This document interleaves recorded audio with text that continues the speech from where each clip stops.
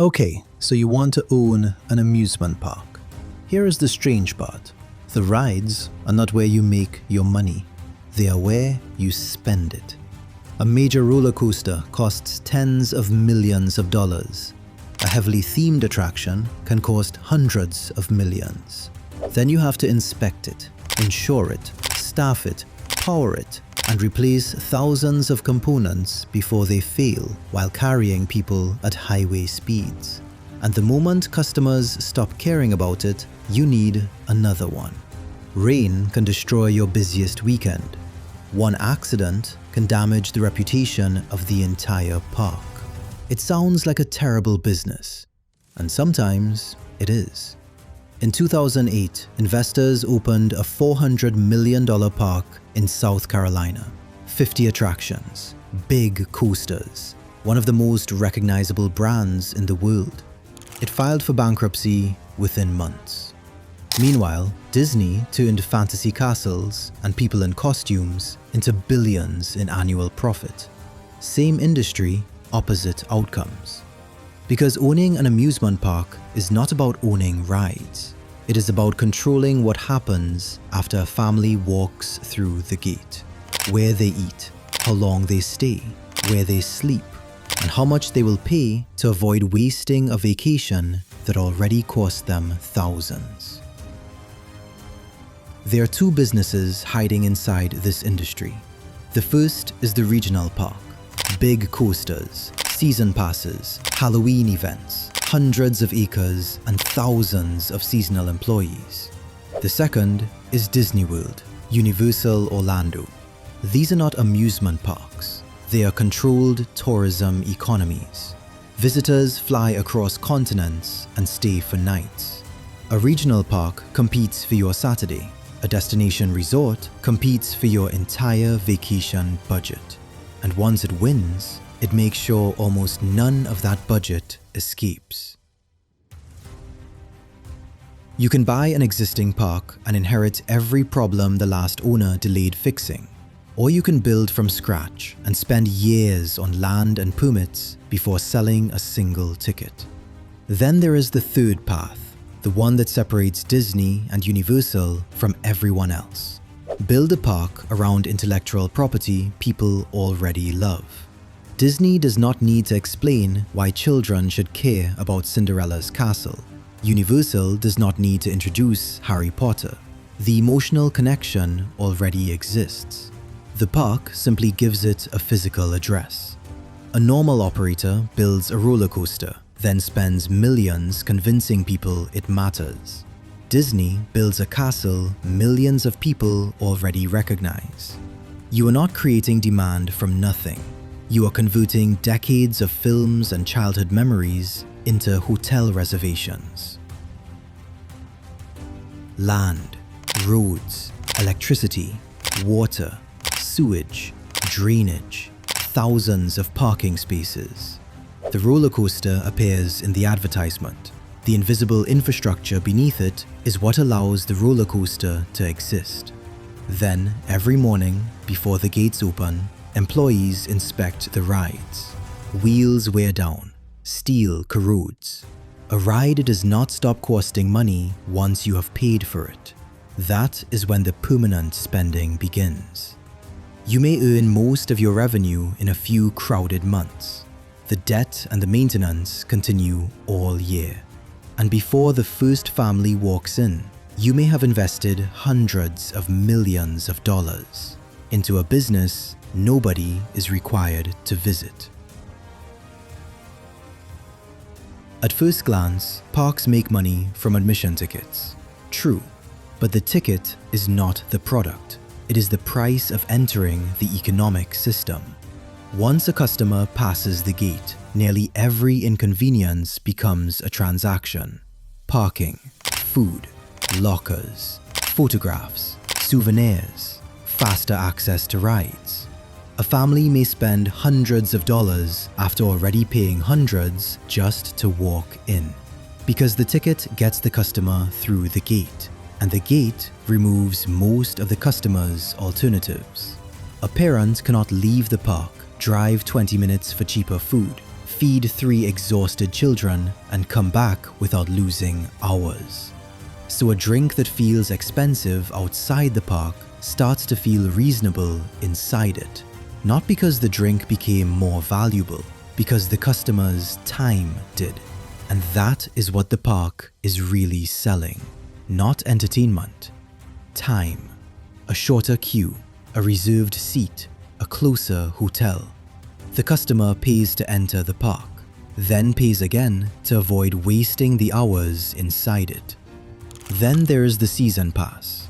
It looks like giving admission away at a discount, but it delivers cash before the season begins. And every time that customer returns, the park gets another chance to sell parking, food, and merchandise. It is not a ticket. It is a subscription that keeps delivering the same customer back into the spending environment. And then there are the hotels. This is where the economics become much larger.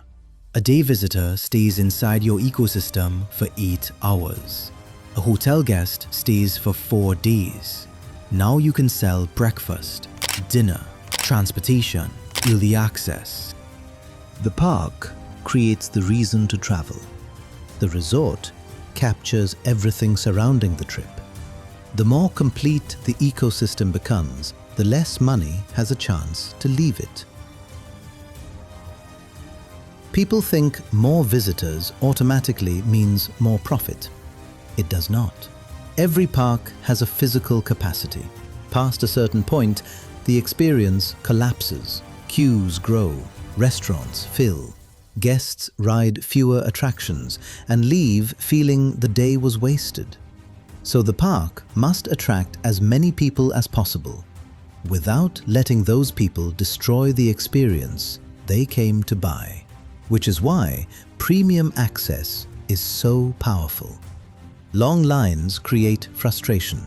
Then, the park sells the solution to the frustration. The same limit that makes the product worse also creates a second product: speed. In 2008, Hard Rock Park opened in Myrtle Beach, South Carolina. Roughly $400 million, more than 50 rides, elaborate themed areas, and a brand recognized around the world. Its owners expected the name alone to turn it into a tourist destination. But Hard Rock Park had a fundamental problem. People recognized the brand. They did not feel compelled to organize a vacation around it.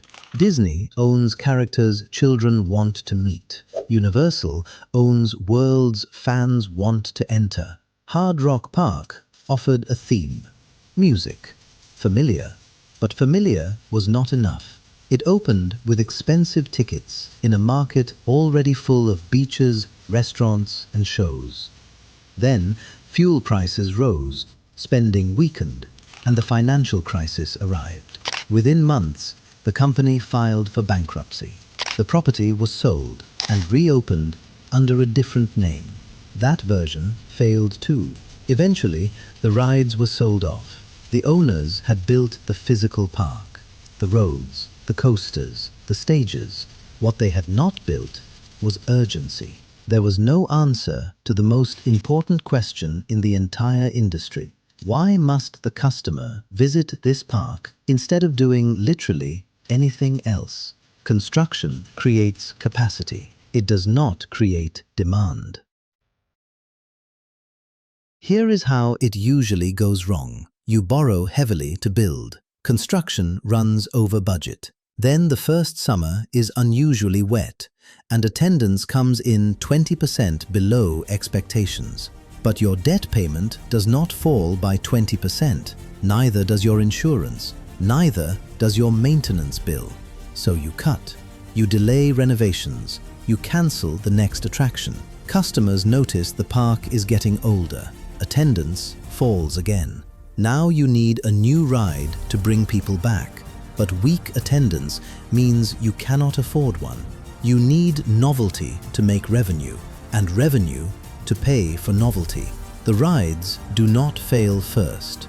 The reason to return does. In 1955, Walt Disney opened Disneyland. Banks had been skeptical. Costs had risen. Disney had risked much of what his company had built, and opening day was a disaster. The park was overcrowded. Attractions were unfinished. Restaurants ran out of food. Plumbing problems forced Disney to choose between working toilets and drinking fountains. Fresh asphalt softened in the heat. It could have been one of the most expensive failures in entertainment history. Instead, Disney had found something larger than an amusement park. A film normally ended when the credits appeared. Disneyland let the story continue. A character became an attraction. The attraction became a vacation. And the vacation made the customer love the character even more. That is the real machine, not the roller coaster, not the castle, the loop. A story creates demand for the park. The park creates demand for the hotel. The hotel extends the stay, and the customer goes home with an even stronger attachment to the story that brought them there. The world's largest parks are not collections of rides. They are systems designed to turn attention into travel, travel into time, and time into spending. That is why this is one of the most dangerous businesses in entertainment. You spend hundreds of millions on attractions people may experience once. But when it works, you do not just own the rides, you own the gate, you own the food, you own the hotel, and for several days, you own almost every decision the customer makes. In the amusement park business, the ride creates the memory, but controlling everything around it creates the fortune.